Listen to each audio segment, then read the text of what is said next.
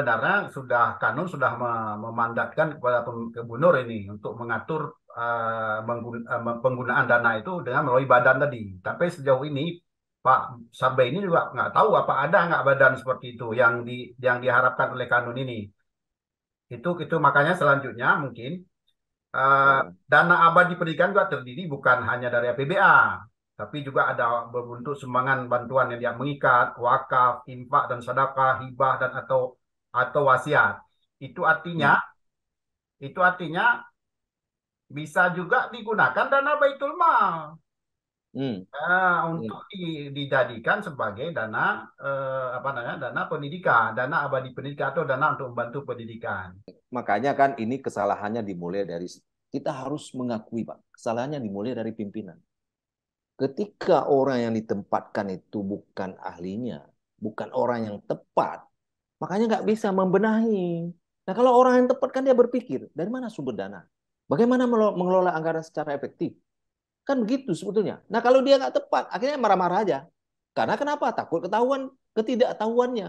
Nah karena itu, ini saran kita kepada anggota Dewan yang terhormat, kepada Pak Gubernur dan seterusnya. Ini harus segera dibuka, segera dibahas persoalan dana abadi pendidikan ini. Karena jangan seperti tadi, seperti di awal kita katakan, masyarakat kita butuh pendidikan yang berkualitas, ya kan? Ada dana abadi punya, tapi mereka tetap dikutip-kutip. Bukan persoalan nggak boleh ngutip, tapi itu ketentuan pemerintah karena ada istilah pendidikan gratis. Lantas diakali Pak, pendidikan gratis, tapi komite yang di depan. Nah ini kan agak akalan juga itu. Jadi nggak mungkin masyarakat nggak akan bayar kalau dia untuk anaknya. Ini akal-akalan begini harus pemerintah dengan tutup mata. Dana abadi pendidikan tuh kan bisa juga digunakan misal kalau ada daerah kekurangan guru dan segala macam honor guru. Jadi tidak perlu membebani lagi masyarakat Aceh yang Ya, notabene sudah diidentifikasi oleh Badan miskin. Statistik, ya kan, Hmm. sebagai Hmm. masyarakat termiskin di Sumatera. Nomor satu di Sumatera. Termiskin nomor satu di Sumatera. Artinya Ya, ini kan semestinya ya nggak tahu bagaimana kita ulang kembali lah kepada ya. pengamat pendidikan nih Pak Ben. Iya, ya begini Pak Hamdan. Sekarang kan keseriusan teman-teman kita di DPRA juga. Jadi kalau selama ini kan fokusnya pada pokir.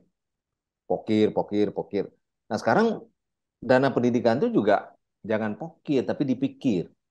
Bagaimana mengoptimalkan itu? Oh, pokir satu hal ini kan seperti kejadian beberapa tahun yang lalu misalnya ada heboh tentang beasiswa ya yang sudah menjadi kasus hukum beasiswa pemerintah Aceh. Itu kan juga berbau ya dalam tanda petik berbau kasus hukum. Nah, kalau dana pendidikan, dana abadi pendidikan ini bisa dioptimalkan, mungkin nggak perlu lagi pokir beasiswa. Anak-anak kita biar sekolah aja dia. Nggak usah lagi buat proposal minta bantuan ke oknum-oknum untuk dapat pokir beasiswa. Karena pokir juga ketahuan apa diketahui belakangan juga diolah kan. Banyak yang tidak layak mendapatkan akhirnya mengurus proposal dapat beasiswa dalam tanda petik itu. Nah, kalau kalau dana abadi pendidikan dikelola dengan benar, saya kira nggak perlu lagi pokir beasiswa itu. Karena memang seperti temuan pihak penegak hukum terjadi penyimpangan di situ kan.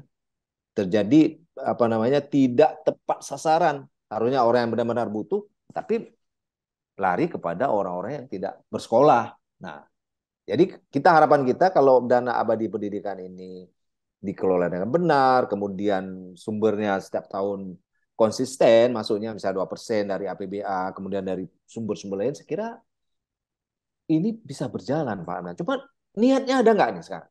Kalau kita lihat hari ini niat kita ini belum belum serius membenahi kan. Misalnya seperti Pak Hamda katakan tadi, ada lembaga. Saya nggak tahu itu ada lembaga itu. Menurut saya mungkin belum pernah dibentuk itu, Pak. Ya, Seingat saya belum pernah.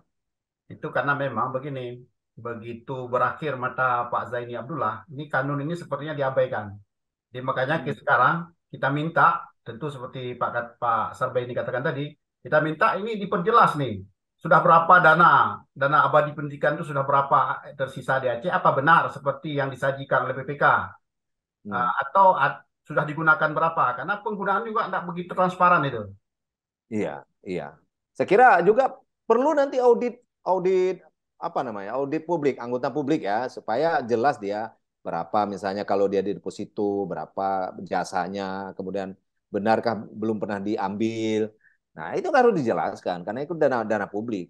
Jadi setelah itu, setelah audit, ini ke depan bagaimana memaksimalkan ya dana abadi pendidikan. Kenapa? Karena itu kepentingan untuk kita semua, bukan kepentingan person to person, Pak Hamdan. Tapi Ya. kepentingan masa depan anak-anak kita, anak-anak miskin yang di pelosok sana, kalau sekolah dia nggak usah mikir, ada dana kok. Jadi nggak usah lagi pikir buat proposal, datang ke oknum, tolong saya kasih beasiswa seperti itu. Itu sudah primitif, saya kira. Kita harus tinggalkan, karena atau apa dibentuk, ada dana cadangan, dana abadi pendidikan.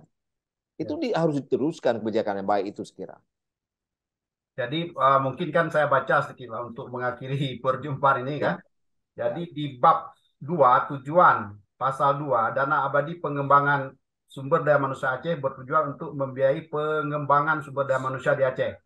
Pasal Hmm. 3 pengembangan sumber daya manusia Aceh sebagaimana dimaksud pasal 2 meliputi beasiswa, penghargaan, riset, dana pendamping dan atau bantuan pendidikan. Hmm. Kemudian dana abadi pengembangan SDM Aceh bersumber dari dana cadangan pemerintah Aceh, dana otonomi khusus, dana bagi hasil migas dan atau pendapatan lain yang sah. Kemudian dana cadangan pemerintah Aceh sebagaimana dimaksud ayat 1 huruf A meliputi biliet giro dana abadi pendidikan, biliet giro dana cadangan pendidikan, biliet giro dana cadangan umum, deposito dana abadi pendidikan, deposito dana cadangan umum. Ini ada 5 biliet giro ini. Nah, kita tidak melihat secara terperinci atau secara cukup jelas berapa Hmm. akumulasi anggaran dan juga Hmm. berapa yang sudah digunakan. Selama sejak tahun mungkin sejak tahun 2012 katakanlah sesuai dengan kanun ini sampai dengan tahun 2022. Hmm. Ya, mungkin respon saya begini, Pak Amdan. Kita kumpulkan dulu semangat, kumpulkan dulu tekad kita yang baik, kemudian ayo kita mulai, ya, mulai dengan yang baik, membenahi ini. Jadi kalau selama ini fokus kita bias, misalnya teman-teman di PRA itu apa selama ini fokusnya kurang kepada pendidikan, hari ini ayo. Karena ini investasi masa depan untuk pembangunan daerah. Investasi masa depan bagaimana kualitas pendidikan anak-anak kita. Jangan mereka dibebani lagi dengan hal-hal yang harusnya tidak terbebani. Itu. Kemudian kalau kita mau memang profesional, tempatkan orang-orang yang memang fokusnya kepada pendidikan, bukan fokus kepada cawi-cawi. Hari Ya. ini kan cawi-cawi semua, Pak. Orang mengelola anggaran cawi-cawi, tidak mikir kualitas. Ya, itu kesadaran itu penting sekali hari ini. Sekian lama dana abadi pendidikan itu nggak pernah ada yang bahas. Artinya kenapa? Orang yang duduk di situ emang nggak fokus pendidikan, fokusnya entah kemana. Ya. Jadi sekira kesadaran itu harus ada.